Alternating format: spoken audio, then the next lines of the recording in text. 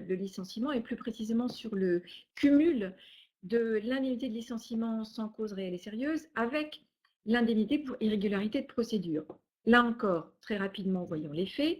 Un employeur avait licencié une salariée en arrêt maladie depuis plusieurs mois, en invoquant les perturbations qu'entraînait donc son absence prolongée et la nécessité de procéder à son remplacement définitif. Ça, c'est une chose.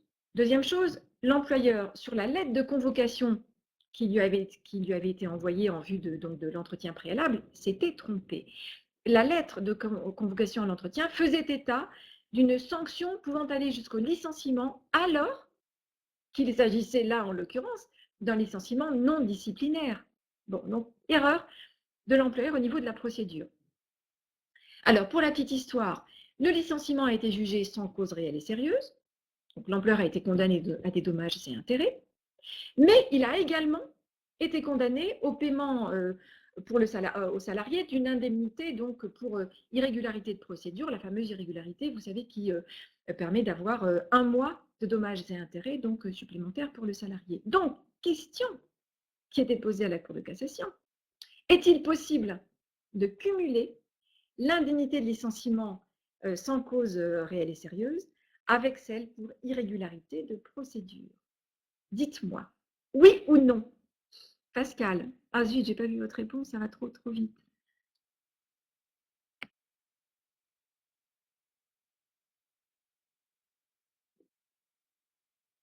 Ah, je vois pas.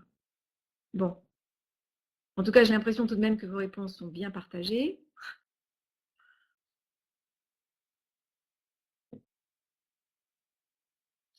Eh bien, écoutez, je vous donne la réponse, ça va peut-être vous surprendre. Voilà ce que disent les juges.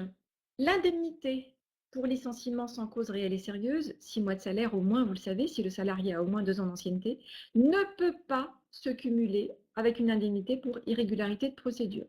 Pour les juges, lorsque le licenciement est dénué de cause réelle et sérieuse, l'employeur est uniquement redevable de l'indemnité pour licenciement sans cause réelle et sérieuse, donc minimum 6 mois de salaire, on vient de le dire, même si une irrégularité de procédure peut, le cas échéant, lui être reprochée. Voilà, donc on ne cumule pas les deux. C'est celle qui est versée donc, pour absence de cause réelle et sérieuse, le cas échéant, si les juges estiment qu'il n'y a pas effectivement de cause réelle et sérieuse, ou alors l'indemnité d'1 mois de salaire de dommages et intérêts en cas d'irrégularité de procédure, mais dans ce cas, ça suppose que le licenciement ne soit pas dénué de cause réelle et sérieuse. Non, Stéphanie, non. Non, non, parce que en fait, ici, on est sur une question de cumul. Et donc, dès lors qu'il n'y a pas de cumul d'indemnités, c'est soit l'une, soit l'autre. Mais effectivement, lorsque on a et l'irrégularité de procédure et l'absence de cause réelle et sérieuse, effectivement, il n'y a pas cumul.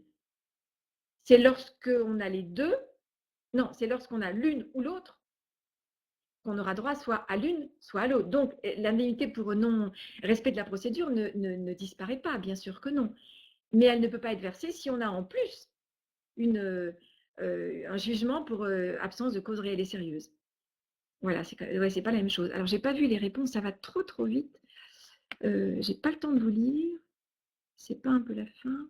Alors, attention, Charlotte, même chose si le salarié a moins de 2 ans ou moins de 11 salariés. Non, pas tout à fait, parce que vous savez que si le salarié a moins de 2 ans ou si l'entreprise a moins de 11 salariés, la loi ne précise pas que le salarié a droit, en cas d'irrégularité de procédure, à 1 mois de salaire de dommages et intérêts.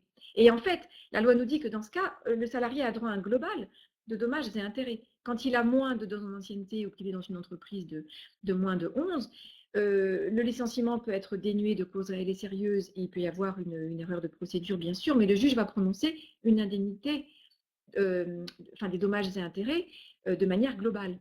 Donc là, oui, c'est pas tout à fait pareil parce qu'il peut y avoir un cumul des deux. Tout à fait. Voilà, merci Pascal.